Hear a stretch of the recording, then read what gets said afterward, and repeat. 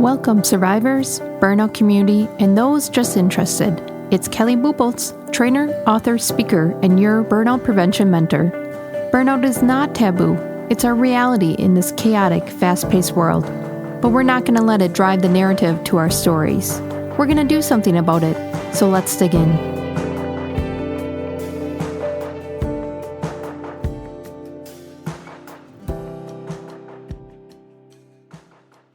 Let's talk about how to approach your boss when you need to have that conversation. And it could be great. It could be, I want a promotion. I need more. I want something more challenging. Or it could be not so great, that you're struggling. You have too much on your plate. You feel like you're doing 6 jobs. Or I need that work-life integration because we're struggling at home to keep up with our family. The thing with approaching your boss is that there is some unknowns. And especially if you have those bosses that just suck. Those bosses that aren't approachable, never have their door open, and they're always running around blowing people off. That's a whole other issue. We're talking about what's in your control, how you're going to approach this situation and really get success out of the conversation to get the outcome that you're looking for. So some unknowns that you need to address in yourself is the mismatched communication styles. Each person has a specific work style that is natural to them. Certainly you will play in other work styles based on your position and based on what you need to do sometimes. But in your natural work style is where you thrive, where energy just soars and doesn't drain down. So there is a mismatched communication style probably between you and your boss already, because everyone has their own work style. And there's 4 that I'm going to go through today so that you can understand how to approach your boss. The second thing that is unknown is possibly unclear expectations that are going to come up, and the frustration that's going to build from that. So say you have too much on your plate.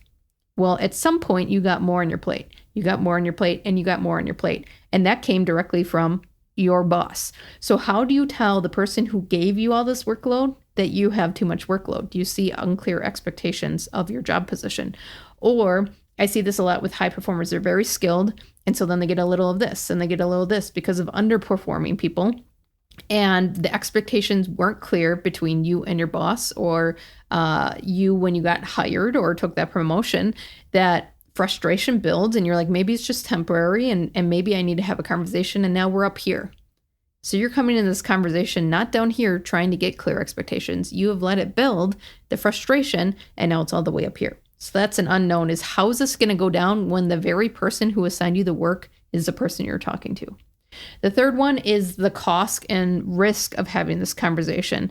And this is more about approaching those leaders that are kind of a loose cannon and you really don't know what you're going to get. They're unpredictable in their behavior. Maybe they're very busy and stressed themselves. And we all know that people will lash out in a way that they're going to regret. Are you going to get one of those moments? I had a union rep that I had to work with often, and he was kind of like your high tire pressure communicator. And what I mean by that is he would blow at you and he would just say all these absurd things, assumptions. He'd be swearing in my face, things like that. And then once that tire pressure was released, he would come down and he would actually have a very intelligent, constructive conversation with me. But I had to get through this hunk.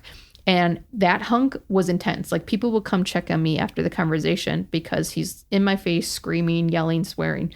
And I've tried different techniques with that person to try to skip that part. But that part was a little bit critical for him to get out so that we could get here and move on with the situation. So that was a very unique relationship me and him had. But I knew that it was a predictable behavior. So then I could approach, well, what is going to be the expectations? Hey, I know you need to get this off your chest. No swearing at me. No swearing. I know you're not directing it at me, but you're still swearing in my face very close to me. The other thing is we're not doing that in the office because people are trying to work. There's literally accounting right next to me that need quiet and you're screaming at me. So let's go to the plant floor outside. All right, let it loose then.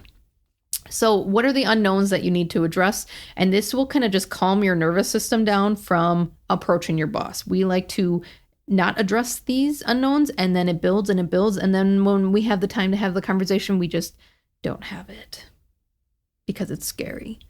And you have to realize in most cases, they're not going to hurt you. that most of these conversations are low risk and there's higher risk in not having the conversation. So let's go through a little bit of a DISC work style cheat code that you can use to approach your boss. Now, if you have DISC in your organization, this is already known what style your boss is. And these are the organizations that are moving and adapting and building agile teams because they know each other's work styles and they're honoring those. If you don't have DISC in your organization, this is probably a video or the other DISC videos to send to a leader in your organization or HR to see if this is a good fit to help them move out of this exhaustion, just guessing game all the time, and into excellence because we have known behaviors and we can honor people where their energy is at. So let's talk about Ds.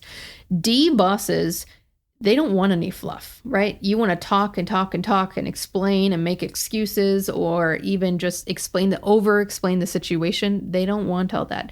They want you to present a solution. So if you come and you say, hey, sales didn't put information in the CRM and that's why I can't do my job and I always have to wait for sales. All right, you're venting, you're offloading on them.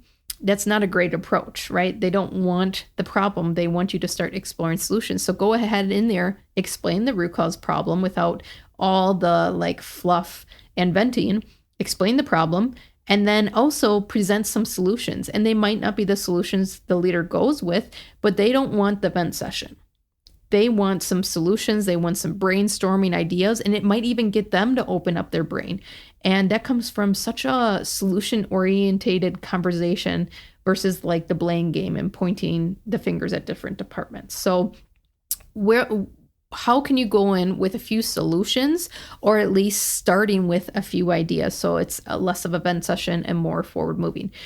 The other thing that you want to consider when you have a D boss, which is dominance, or I like to call them reds, is to speak in results. All right. They don't want to know that step 1 and step 2 and step 3 and 4 and then 6 and 7 and 8 and 9. They don't want to know the whole process, right? These are results orientated type of people. They want results. So if you do 1, 2, 3, 4, 5, 6, 7, 8, 9, 10, what's the result, right? These are our outcome driven people. These are the people that want to win by results. So what is the result? That's not so much a bias to you, but for the team. So keep that in mind because they want to win as a team. They want to win for the company. So as you look outward, what could be that result? So that's a way to approach a D. Very fast pace. Now let's go over to our I's. Our I's are a little bit more of your connection relationship builders. So they want engaging. They want to have time to speak to you. So if you want to speak to, and I'm a high I, if you want to come see me as your boss and you want to just do a flyby, but it's a pretty deep conversation, or you want to look into flexible work. Hey, Kelly, I saw your video on 4-day work week, or hey, I've been thinking about the unlimited PTO, how we could get there. Let's make time to speak. Eyes want to connect. They want to build that relationship. They really want to understand your behavior. They're very curious about it. So don't see that as a threat. They're just curious. They really enjoy the people side of it, the behavior side of it. They're your people watchers. So make sure that you have time to speak. So say I'm your leader and you want to look at flexible work options like unlimited PTO or 4-day work week. What that looks like in our department, because obviously it's a department and company decision. You can say, hey, Kelly, I think we're going to need about an hour of this because there's a lot to talk about, but I want to talk to you about possibly moving to a 4-day work week, and we could probably get there by summer if we look at a few things within our department. Awesome. As a high I, because I want people to be happy, I want them to be thriving and engaged, I'm probably already on board with it, but we all know that there's kinks to work out in our operation. So let's schedule some time, because if you want to do a flyby like that, it's one, not going to hook my attention because I'm also fast paced. I'm also a very shiny object as a high I. So as this high I yellow type of work style, I need that connection. I need that discussion to really dig into what is the root cause problems of it. How would it aid you? How would it engage the department? How could we get everyone on board? We really need to dig into this. And then I need to talk to other people and come back to you.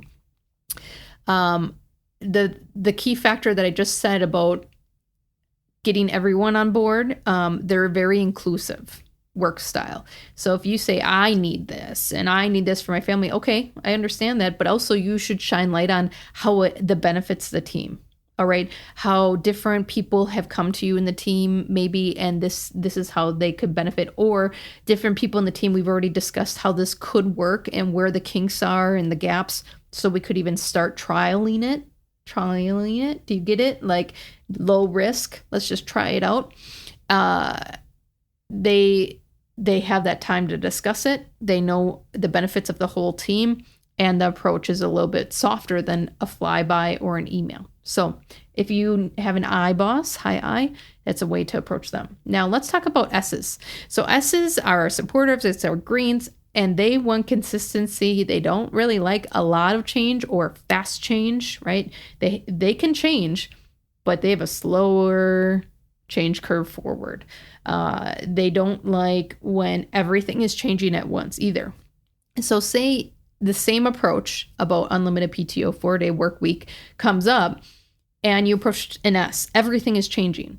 Benefits are changing. People time off. Operations changing. Our process is going to change. Our systems have to change. And they just go on a spiral, right? And they're slightly becoming more barriered in their conflict avoidance then, because too much is changing. So what you want to do with an S is approach them with bite-sized change, bite-sized requests, and then shine light also on what is staying the same, bringing some stability to the conversation. So you don't want to use rushing in this, because they need time to reflect. They need time to really think through how this is going to change the operation, the process flow, how the customers are going to react to this and how they're affected. So they're really great on the whole 360 view of things, but we need to give them time to reflect on this, because they're going to be able to address some of those gaps that we might not have seen, as D's and I's like to kind of move fast. So don't rush them. They don't enjoy conflict. So pushing blame during this conversation is not going to help the discussion. So if you want to go to a 4-day work week, unlimited PTO, but we can't because sales, because of technical, because of this, because of that, and it's all outward looking at other departments, you're putting them in conflict avoidance. They're going to start putting up a barrier to this conversation, not related to PTO or 4-day work weeks. It's because you're creating conflict between departments. And so when you want to approach this conversation, you're not only creating a stability and consistency vibe, but you're also looking at how we can make the operation better so there's less conflict. So you're kind of like, not pushing the conflict down, but you're kind of diffusing the conflict through team collaboration efforts. So this is a key factor. And I think one of the biggest benefits I saw in DISC during change is identifying the S's, because they are the last ones to change. They are the biggest resistors of change. So when you know your S's, you can start the conversation early. You can have more private conversations with S's to really understand what is their concerns. And usually it's that too much is changing. So what can we keep in their world that isn't changing? So when you identify these S's, it kind of makes the change curve go faster. It makes the discussions and communication about change a little bit easier. And then you can start to move forward as a team. Now, let's talk about C's. So C's are our compliance, they're our blues, and they want logic over emotions. They want information and facts. So if you want to go in and bend, they're just kind of sitting there like, when does this stop? If you want to blame other departments and point fingers, they're like, okay, what is going on? This is noise. So they want those facts, information, and logic over emotion and venting. They also want some structure. So if you say, I want a 4-day work week, all right, that seems like, well, big change for them. Not a lot of information. They probably have their own biases about it, depending on who they've talked to and how much they've dug into it. So here's a different approach. You go in and you say, hey, I've been looking at the 4-day work week, and I've been watching Kelly Boobolt's videos. I think we can get there because we already have really good systems. We just don't use it as much as we could. We could even set up the automations in the systems. We just don't use them right now. Communicate across departments. We could work on that. And if everyone knows the outcome is a 4-day work week, I think we can get everyone to collaborate a little bit better as we work through the systems and process issues and closing those gaps. So there's a few things I could see us doing over the next couple months and maybe hit this 4-day work week by summer. What's your thoughts? What's some of your concerns that you have if we would hit some of these marks in the system and process, and then the collaboration efforts between departments, right? Do you see how I presented some information, some facts, some details, and then I went through like a couple of the process steps of what this could look like. Again, micro bite-sized steps, so it's not such a big change for them. And C's really get behind facts and information.